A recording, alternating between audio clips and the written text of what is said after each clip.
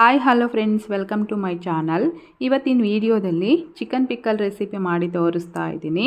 ಈ ಚಿಕನ್ ಪಿಕ್ಕಲ್ನ ಪರ್ಫೆಕ್ಟ್ ಮೆಜರ್ಮೆಂಟ್ನಲ್ಲಿ ಸೂಪರ್ ಟೇಸ್ಟಿಯಾಗಿ ಮಾಡಿ ತೋರಿಸಿದ್ದೀನಿ.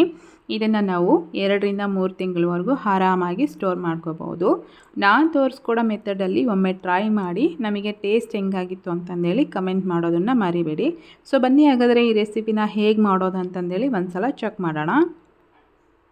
ಮೊದಲಿಗೆ ನಾನಿಲ್ಲಿ ಚಿಕನ್ ಪಿಕ್ಕಲ್ ಮಾಡೋದಕ್ಕೆ ಒಂದು 1/2 kg ಆಗೋಷ್ಟು ಚಿಕನ್ ತೊಗೊಂಡು ಒಂದೆರಡು ಸಲ ಚೆನ್ನಾಗಿ ವಾಶ್ ಮಾಡ್ಕೊಂಡ್ಮೇಲೆ ಒಂದು ಬೌಲಲ್ಲಿ ಸೇರಿಸ್ಕೊಂಡು ಅದ್ರ ಜೊತೆಗೆ ಒಂದು ಅರ್ಧ ಸ್ಪೂನಷ್ಟು ಅರಿಶಿನ ಹಾಗೆಯೇ ಒಂದು ಅರ್ಧ ಸ್ಪೂನ್ ಆಗೋಷ್ಟು ಉಪ್ಪನ್ನು ಹಾಕಿ ಒಂದು ಸಲ ಚೆನ್ನಾಗಿ ಮಿಕ್ಸ್ ಮಾಡಿಕೊಂಡು ಒಂದು 20 ನಿಮಿಷಗಳ ಕಾಲ ಇದನ್ನು ಸೈಡಿಗೆ ಎತ್ತಿಟ್ಕೊಳ್ತಾ ಇದ್ದೀನಿ. ಇವಾಗ ಒಂದು ಕಡಾಯಿಗೆ 1-2 ಚಮಚದಷ್ಟು ಧನಿಯಾ ಕಾಳು, 1 ಪೀಸ್ನಷ್ಟು ಚಕ್ಕೆ, ಒಂದು 3 ಏಲಕ್ಕಿ, ಒಂದು 5ರಿಂದ 6 ಲವಂಗ ಇಷ್ಟನ್ನು ಹಾಕಿ 1-2 ನಿಮಿಷ ಲೋ ಫ್ಲೇಮಲ್ಲಿ ಇವನ್ನ ಫ್ರೈ ಮಾಡ್ಕೊಂಡ್ಮೇಲೆ ಇದ್ರ ಜೊತೆಗೆ ಇವಾಗ 1 ಚಮಚ ಸಾಸಿವೆ, ಒಂದು ಅರ್ಧ ಚಮಚದಷ್ಟು ಜೀರಿಗೆ, ಒಂದು 1/4 ಚಮಚದಷ್ಟು ಮೆಂತ್ಯ ಕಾಳನ್ನು ಹಾಕಿ ಜಸ್ಟ್ 1-2 ನಿಮಿಷ ಇದನ್ನು ಫ್ರೈ ಮಾಡಿಕೊಂಡು ಈ ಸ್ಪೈಸಸ್ ಎಲ್ಲ ಕಂಪ್ಲೀಟಾಗಿ ತಣ್ಣಗಾಗಬೇಕು. ತಣ್ಣಗಾದ್ಮೇಲೆ ನಾನು ಇದನ್ನು ಪೌಡರ್ ಮಾಡಿ ಇಟ್ಕೊಳ್ತಾ ಇದ್ದೀನಿ. ಇವಾಗ ಅದೇ ಕಡಾಯಿಗೆ ಎತ್ತಿಟ್ಕೊಂಡಿರೋಂಥ ಚಿಕನ್ ಏನಿತ್ತಲ್ವ ಅದನ್ನು ಸಹ ಇದರಲ್ಲಿ ಹಾಕಿಬಿಟ್ಟು ಎಣ್ಣೆ ಹಾಕ್ದೇ ಒಂದು 15ರಿಂದ 20 ನಿಮಿಷಗಳ ಕಾಲ ನಾವು ಇದನ್ನು ಈ ರೀತಿ ಫ್ರೈ ಮಾಡ್ಕೋಬೇಕು. ಈ ಚಿಕನ್ನ ನಾವು ಈ ರೀತಿ ಫ್ರೈ ಮಾಡ್ಕೋತಾ ಇರಬೇಕಾದ್ರೆ ಚಿಕನ್ನಲ್ಲಿರೋಂಥ ನೀರಿನಂಶ ಎಲ್ಲ ಬಿಟ್ಕೊಳ್ಳುತ್ತೆ. ಆ ನೀರಿನಂಶ ಏನಿರುತ್ತಲ್ವ ಅದೆಲ್ಲ ಕಂಪ್ಲೀಟಾಗಿ ಡ್ರೈ ಆಗಬೇಕು. ಅಲ್ಲಿವರೆಗೂ ನಾವು ಇದನ್ನು ಈ ರೀತಿ ಡ್ರೈ ರೋಸ್ಟ್ ಮಾಡ್ಕೊಳ್ತಾ ಇರಬೇಕು. ನೋಡ್ತಾ ಇದ್ದೀರಲ್ವ, ಒಂದು 15 ಮಿನಿಟ್ಸ್ ಫ್ರೈ ಮಾಡ್ಕೊಂಡ್ಮೇಲೆ ಚಿಕನ್ನಲ್ಲಿರ್ತಕ್ಕಂಥ ನೀರಿನಂಶ ಎಲ್ಲ ಕಡಿಮೆ ಆಗಿದೆ. ಫೈನಲ್ಲಾಗಿ ಚಿಕನ್ನಲ್ಲಿರ್ತಕ್ಕಂಥ ನೀರಿನಂಶ ಎಲ್ಲ ಕಡಿಮೆ ಆಗಿದೆ ನೋಡಿ. ನಾವು ಇವಾಗ ಇದನ್ನು ಒಂದು ಬೌಲ್ಗೆ ಎತ್ತಿಟ್ಕೊಳ್ಳೋಣ.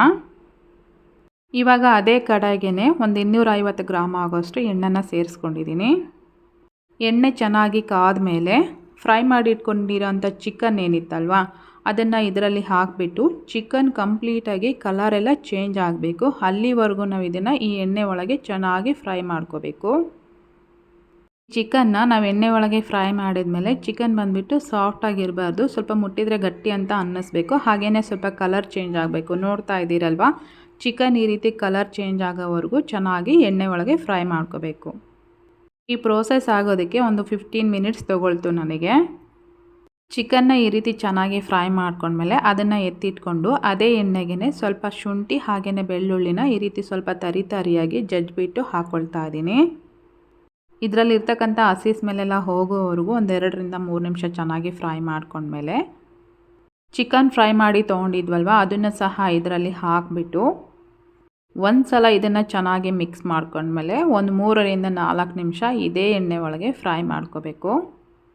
ಒಂದು 4 ನಿಮಿಷ ಫ್ರೈ ಮಾಡ್ಕೊಂಡ್ಮೇಲೆ ಆಗಲೇ ಪೌಡರ್ ಮಾಡಿ ಇಟ್ಕೊಂಡಿದ್ವಲ್ವ ಸ್ಪೈಸಸ್ನ ಅದನ್ನು ಸಹ ಇದರಲ್ಲಿ ಹಾಕಿಬಿಟ್ಟು ಒಂದು ಸಲ ಇದನ್ನು ಈ ರೀತಿ ಚೆನ್ನಾಗಿ ಮಿಕ್ಸ್ ಮಾಡ್ಕೊಂಡ್ಮೇಲೆ ಒಂದು 3 ಚಮಚದಷ್ಟು ಉಪ್ಪು ಹಾಗೆಯೇ ಒಂದು 3 ಚಮಚದಷ್ಟು ಅಚ್ಚ ಖಾರದ ಪುಡಿನ ಸೇರಿಸ್ಕೊಂಡಿದ್ದೀನಿ. ಈ ಚಿಕನ್ ಪಿಕ್ಕಲ್ನ ಫ್ರಿಜ್ಜಲ್ಲಿ ಏನಾದರೂ ಸ್ಟೋರ್ ಮಾಡೋದಾದರೆ ಒಂದು 3ರಿಂದ 4 ತಿಂಗಳವರೆಗೂ ಇಟ್ಕೋಬೋದು. ಇಲ್ಲ ಹಾಗೆಯೇ ಹೊರಗಡೆ ಇಟ್ಕೊಳ್ಳೋದಾದರೆ ಒಂದು 2ರಿಂದ 3 ತಿಂಗಳವರೆಗೂ ಆರಾಮಾಗಿ ಇಟ್ಕೋಬೋದು. ಖಾರದ ಪುಡಿ ಹಾಕಿದ ಮೇಲೆ ಎಣ್ಣೆಯಿಂದ ಈ ರೀತಿ ನೊರೆ ಬಿಟ್ಕೊಳ್ತಾ ಇರಬೇಕು. ಆವಾಗ ನಾವು ಸ್ಟವ್ನ ಆಫ್ ಮಾಡಿಕೊಂಡು ಅದು ಕಂಪ್ಲೀಟಾಗಿ ತಣ್ಣಗಾಗೋದಕ್ಕೆ ಬಿಟ್ಬಿಡಬೇಕು.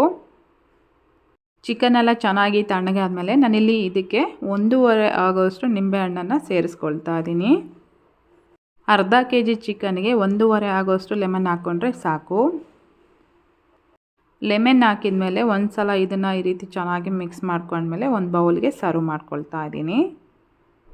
ಇದನ್ನು ನಾವು ಬಿಸಿ ಬಿಸಿ ರೈಸ್ ಜೊತೆ ತಿಂತಾ ಇದ್ದರೆ ತುಂಬಾ ಚೆನ್ನಾಗಿರುತ್ತೆ. ಕೆಲವೊಬ್ಬರಿಗೆ ಚಿಕನ್ ಅಂದರೆ ತುಂಬ ಇಷ್ಟ ಇರುತ್ತಲ್ವ, ಅಂಥವರು ಈ ಥರ ಚಿಕನ್ ಪಿಕ್ಕಲ್ ಮಾಡಿಕೊಂಡು ಊಟದ ಜೊತೆ ದಿನಾಲೂ 1-2 ಪೀಸ್ ತೊಗೊಂಡು ತಿಂದರೆ ತುಂಬಾ ಚೆನ್ನಾಗಿರುತ್ತೆ. ನೋಡ್ತಾ ಇದ್ದೀರಲ್ವ, ಫೈನಲ್ಲಾಗಿ ಚಿಕನ್ ಪಿಕ್ಕಲ್ ಈ ರೀತಿಯಾಗಿ ರೆಡಿ ಆಗಿದೆ. ಇವತ್ತಿನ ರೆಸಿಪಿ ಇಷ್ಟೇ. ನಿಮಗೆಲ್ಲ ಇಷ್ಟ ಆಗಿದೆ ಅಂದ್ಕೋತೀನಿ. ಇಷ್ಟ ಆಗಿದ್ದರೆ ಈ ವಿಡಿಯೋಗೆ ಒಂದು ಲೈಕ್ ಮಾಡಿ, ಕಮೆಂಟ್ ಮಾಡಿ, ಶೇರ್ ಮಾಡೋದನ್ನು ಸಹ ಮರಿಬೇಡಿ. ಹಾಗೆಯೇ ಯಾರೆಲ್ಲ ನಮ್ಮ ಚಾನಲನ್ನು ಹೊಸದಾಗಿ ನೋಡ್ತಾ ಇದ್ದೀರಾ ಪ್ಲೀಸ್ ಈಗಲೇ ಸಬ್ಸ್ಕ್ರೈಬ್ ಮಾಡಿಕೊಂಡು ಸಪೋರ್ಟ್ ಮಾಡಿ. Thank you.